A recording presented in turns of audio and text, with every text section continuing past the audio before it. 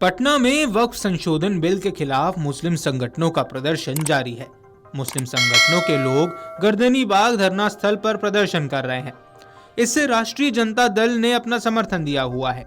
इस प्रदर्शन में राष्ट्रीय जनता दल के सुप्रीम लीडर लालू यादव और नेता प्रतिपक्ष तेजस्वी यादव भी पहुंचे हैं और मुस्लिम संगठन के नेताओं के धरने पर बैठ गए। इधर तेजस्वी यादव ने मुस्लिम संगठनों के लोगों को संबोधित करते हुए कहा कि हमारे नेता लालू प्रसाद यादव आपके साथ खड़े होने के लिए धरना स्थल पर आए हैं।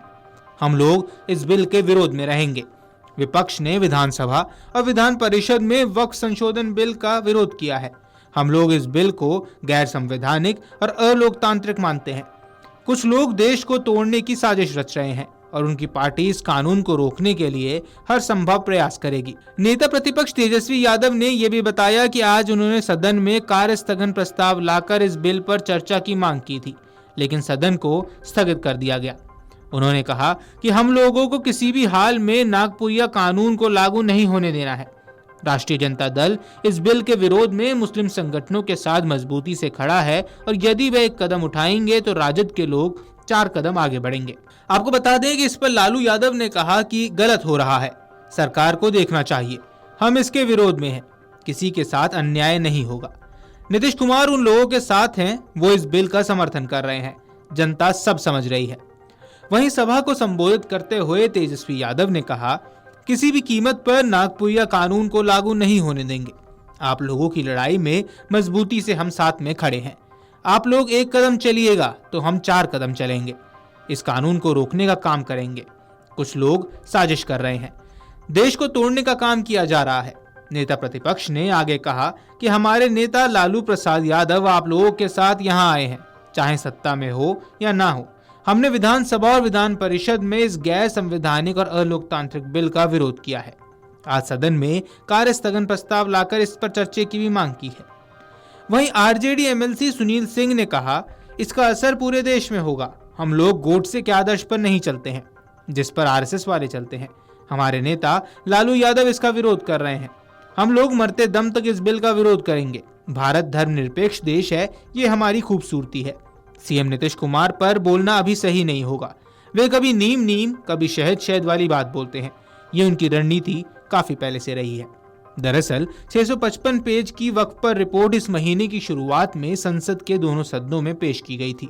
पैनल ने वक्फ बाय यूजर के प्रावधान को हटा दिया था। अब सिर्फ मौजूदा रजिस्टर्ड वक्फ बाय यूजर को ही वक्फ माना जाएगा। इसका मतलब है कि जिन संपत्तियों पर विवाद है या जो सरकार के स्वामित्व में है, उन्हें वक्फ नहीं माना जाएगा। मीडिया रिपोर्ट्स की माने तो पैनल ने वक्फ बोर्डों में गैर मुस्लिमों को शामिल करने का समर्थन किया है। वक्फ बोर्ड में 4 गैर मुस्लिम सदस्य हो सकते हैं। पैनल ने यह भी सिफारिश की है कि विवादों की जांच का अधिकार जिला कलेक्टर से लेकर राज्य सरकार के वरिष्ठ अधिकारियों को दे दिया जाए।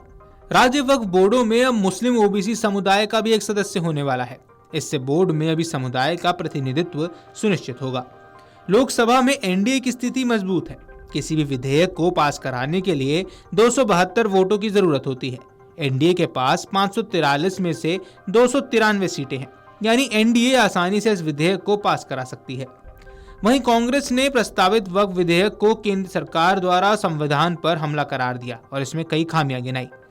एक बयान में कांग्रेस सांसद और संचार प्रभारी जयराम रमेश ने कहा, बीजेपी इस विधेयक के जरिए चुनावी लाभ के लिए सामाजिक सद्भाव के सदियों पुराने बंधनों को नुकसान पहुंचाने और समाज के ध्रुवीकरण की स्थिति को रखने की कोशिश कर रही है। गौरतलब है कि प्रदर्शन के आयोजकों ने प्रेस से संबोधित करते हुए बीजेपी पर गंभीर आरोप लगाए। एआईएम-पीएलबी के प्रवक्ता डॉक्टर सैयद कासिम रसूल इलियास ने कहा कि बीजेपी जनता को गुमराह कर रही है और यह बिल वक्फ संपत्तियों में पारदर्शिता लाने और उनकी बर्बादी रोकने के लिए है। लेकिन सच्चाई यह है कि यह विधेयक वक्फ संपत्तियों पर सरकारी और गैर सरकारी कब्जों को वैध बनाने, मस्जिदों, ईदगाहों, दरगाहों और खानकाहों को ध्वस्त करने का रास्ता साफ करता है। उन्होंने आगे कहा कि इस बिल की 44 धाराओं पर मुस्लिम संगठनों ने तर्कसंगत आपत्तियां जताई थी, जिन्हें संयुक्त संसदीय समिति के समक्ष प्रस्तुत किया गया। इसके अलावा देश भर में करीब 5 करोड़ मुस्लिम नागरिकों ने ईमेल के जरिए अपनी असहमति जताई। इलियास ने आगे कहा, लेकिन हमारी आवाज को पूरी तरह से नजरअंदाज कर दिया गया।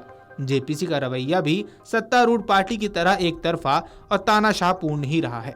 वीडियो डेस्क, अमर उजाला.com। अगर आप ये वीडियो YouTube पर देख रहे हैं तो हमारे चैनल को सब्सक्राइब कर बेल आइकन दबाएं और Facebook पर देख रहे हैं तो हमारे पेज को लाइक करें। 8 मिलियन प्लस सब्सक्राइबर, आपके इस भरोसे के लिए बहुत धन्यवाद।